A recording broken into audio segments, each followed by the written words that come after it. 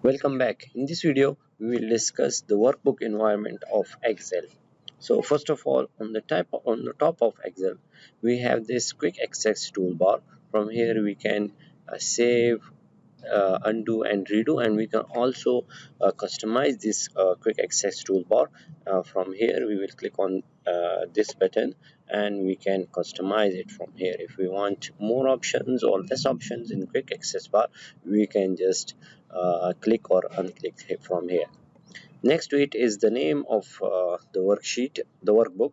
uh, by default, this workbook will be book 1, and if we save this workbook on any other name, then that name will appear here.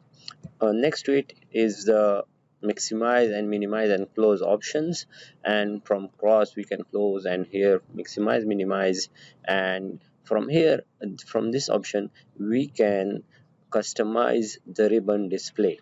Uh, from If we click from here, we can see that we can auto hide the ribbon, show tabs only, and show tabs and commands.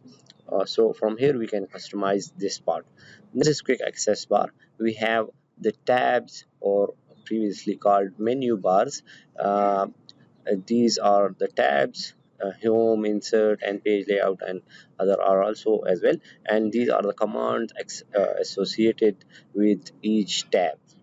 So if home has these commands, then if we click on insert has other commands, and page layout has any other commands. So this is tabs or menu bars. Below that is the number box. This is the number box. In It shows the location where our cursor is.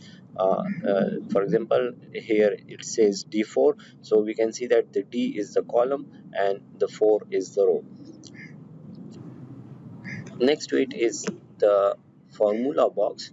Here, any formula written in the cells, or anything written in cells will be appear here.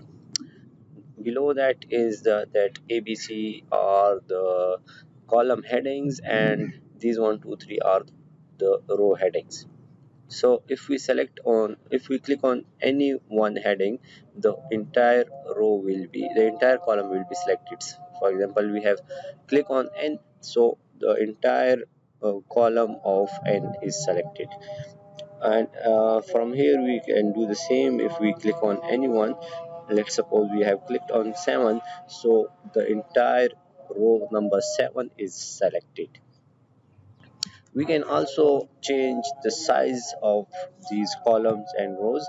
Let's suppose I want to change the size of this L column, so we will go to there, and we will go just the ending line of L, and the cursor will be shown like this, and then we will press the left click. We will hold the left click, and we can move the mouse till the point where we want. We can increase and decrease. The same goes here. We will just uh, go put the cursor between the two rows, that is 4 and 5, if we want to increase the size of 4 or 5. So this is from these rows and columns. Now these are called cells. Each one is called cell, and if we select more than one cell, let's suppose I have selected more than one cell, then it will be called range. So below, these are the worksheets.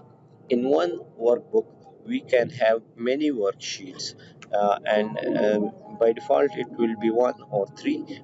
So we can increase the size of these worksheets as well. So this one is sheet number 1. If we want to go to sheet number 2, we can click on sheet number 2. And if we want to increase the size of sheets, then we will have this plus button. From here we can just increase the number of sheets. So we have clicked the plus 2 times, and 2 more sheets are formed. So, and these are the scroll bars. From here we can move to right and left, and from this scroll bar we can move up and down. And this is the zoom bar. From here we can zoom in or zoom out, and these are the layout through which we can check the different layouts. Let's, for example, this one is page break view, and this one is page layout, and this one is normal. The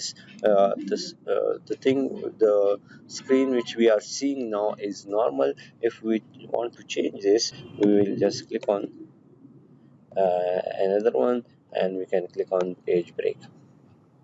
This one is page break view, and this one is page layout view, and this is normal. So this is from today. See you in the next video. Bye for now.